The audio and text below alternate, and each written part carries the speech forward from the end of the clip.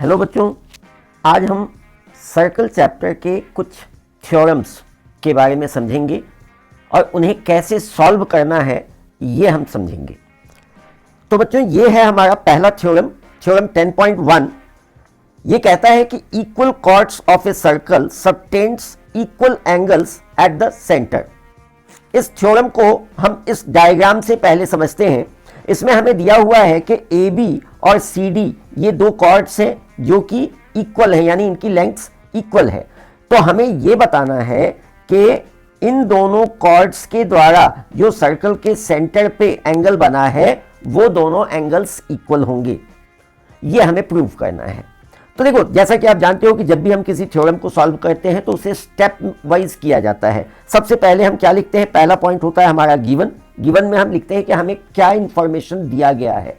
तो यहां पे हमें दिया गया है कि a circle C with centre O and radius R in which A B and C D are two equal chords, that is A B equal to C D. यानी हमें गिवन इंफॉर्मेशन है कि ए बी और C D equal है और हमें prove क्या करना है कि angle A O B is equal to angle C O D. Angle A O B यानी ये एंगल इक्वल है एंगल सी ओ डी यानी इस एंगल के। तो ये हमें प्रूव करना है। तो बच्चों देखो, जैसा कि आप जानते हो कि यदि हमें किसी दो ट्राइंगल के किसी पार्ट्स को इक्वल दिखाना है तो उसके लिए सबसे बेस्ट तरीका है कि हम उन दोनों ट्राइंगल्स को कॉन्ग्रुएंट प्रूव कर दें। और अगर वो दोनों ट्राइंगल कॉन्ग्रुएंट प्रूव हो गए तो ऑब्वियसली उनके सभी पार्ट्स इक्वल होंगे, which is supported by CPCT यानी corresponding parts of congruent triangles. बच्चों, कॉन्ग्रुएंस के बारे में पूरा एक डेडिकेटेड वीडियो हमने बनाया हुआ है, तो मेरी आपसे सलाह है कि आप उस वीडियो को जरूर देखें। उस वीडियो का लिंक यहां पे डिस्क्रिप्शन बॉक्स में आपको मिल जाएगा। तो अब हम इस थ्योरम को कैसे प्रूव करेंगे? जैसा मैंने आपको बताया, अगर ये दोनों ट्राइंगल्स को हम कॉन्ग्रुएंट प्रूव कर दें तो ऑब्वियसली इन दोनों ट्राइंगल के कॉन्ग्रुएंट होने के बाद इनके जो ये कॉरेस्पॉन्डिंग एंगल्स हैं ये इक्वल हो जाएंगे और इस तरीके से जो हमें प्रूव करना है वो हम प्रूव कर सकते हैं। तो देखो, हम कैसे प्रोसीड करेंगे। सबसे पहले हम कंसीडर करेंगे, consider triangle O A B and triangle C O D. अब इन दोनों ट्राइंगल को हम कैसे कॉन्ग्रुएंट प्रूव कर सकते हैं वो देखिए। तो सबसे पहले हम लिखेंगे A B is equal to C D. क्यों? तो ये गिवन। आपने ज्योमेट्री में देखा होगा कि अक्सर हम ब्रैकेट के अंदर ऐसे कुछ लिखते हैं, तो ये रीजन होता है कि हमने जो यहां पे लिखा है तो उसका रीजन क्या है, हमें कहां से वो इंफॉर्मेशन मिला, तो वो हम यहां लिखते हैं। तो ये इंफॉर्मेशन हमें गिवन है। इसके बाद और हम क्या लिखेंगे? तो ओ ए is equal to OC and OB is equal to OD। अब ये क्यों लिखा हमने OA equal to OC? भाई OA equal to OC और OB equal to OD, ये क्यों? तो इसका रीजन है radii of the same circle.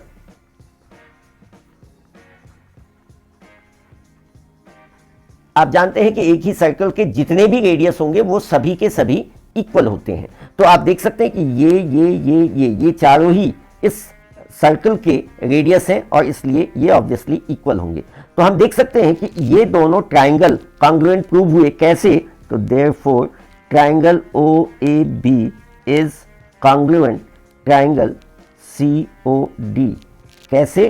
तो S S S congruence rule. अब यदि ये दोनों ट्राइंगल कॉन्ग्रुएंट हैं तो therefore angle A O B is equal to angle C O D.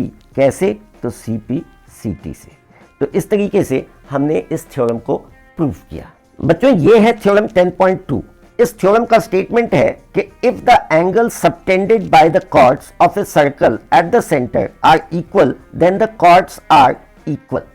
यानी यहां पे हमें गिवन है कि ये दोनों एंगल्स इक्वल हैं और हमें प्रूव करना है कि ये साइड इक्वल है इस साइड के।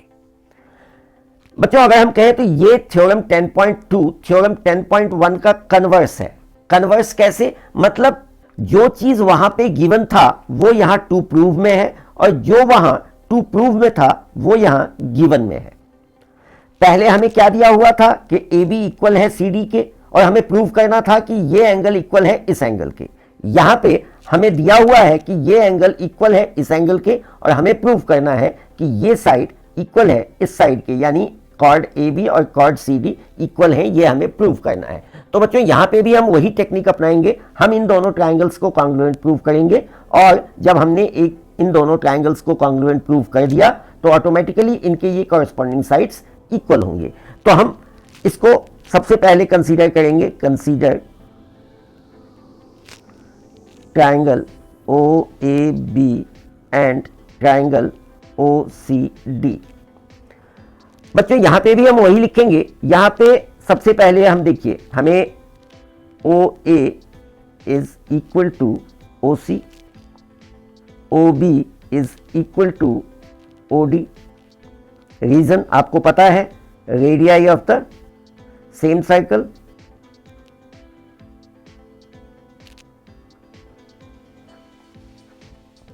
अब तीसरा क्या इंफॉर्मेशन गिवन है, तो बच्चों आप देख सकते हैं कि तीसरा इंफॉर्मेशन हमें गिवन है कि this angle is equal to this angle, ये हमें गिवन है। तो हम लिखेंगे angle AOB is equal to angle COD and this information is given. तो अब यहां कौन सा रूल लगा, तो यहां पे आप देख सकते हैं कि side angle side, side angle side, यानी SAS रूल लगा और therefore triangle AOB is congruent triangle COD और यहां पे हम लिखेंगे SAS congruence rule। Therefore AB is equal to CD, reason CPCT। तो इस तरीके से हमने ये दूसरा थ्योरम प्रूव किया। इस तरीके से और भी कई थ्योरम्स हैं, मैं कोशिश करूंगा कि 2 या 3 वीडियो जितने भी बन सकें उनमें जितने भी इंपॉर्टेंट थ्योरम्स हैं, मेरे ख्याल में 7 या 8 इंपॉर्टेंट थ्योरम्स हैं जो कि एग्जाम के पॉइंट ऑफ व्यू से बहुत ही इंपॉर्टेंट हैं, तो मैं उन सभी थ्योरम्स को आपको कराऊंगा। बच्चों ये है थ्योरम 10.3।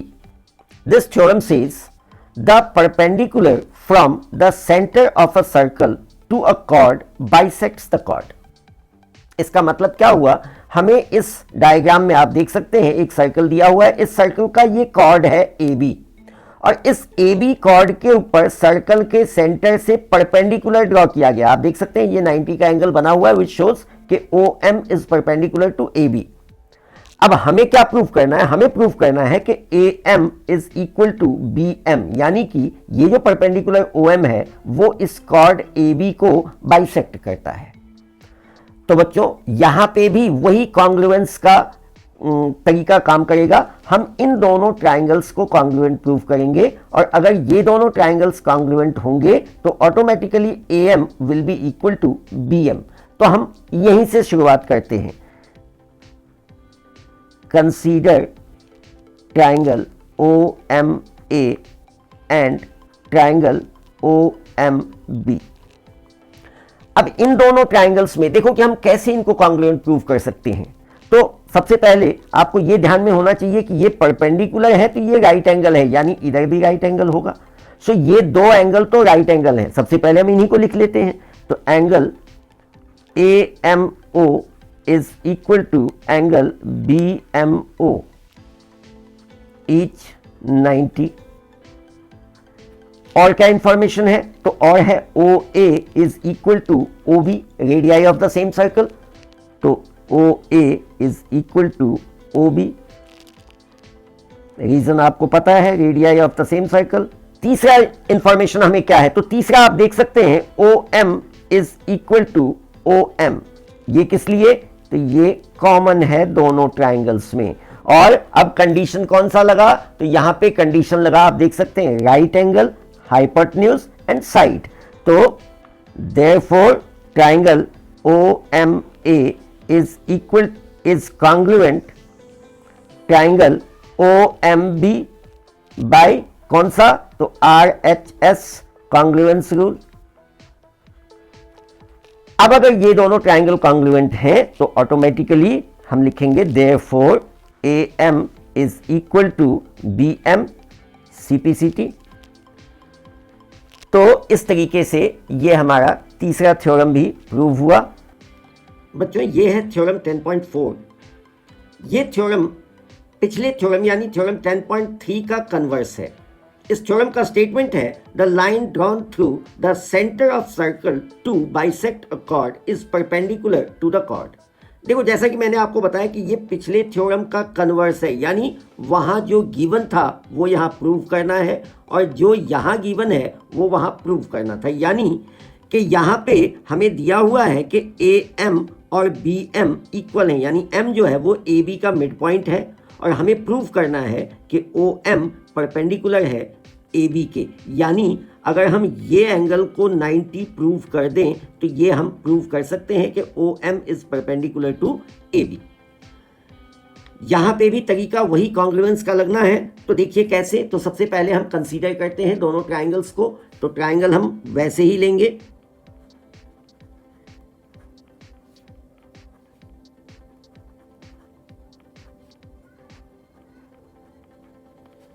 अब इन दोनों ट्राइंगल्स में आप देखिए कि हमें क्या क्या इंफॉर्मेशन गिवन है। तो सबसे पहले हम लिखेंगे O A is equal to O B. Reason आपको पता है, radii of the same circle.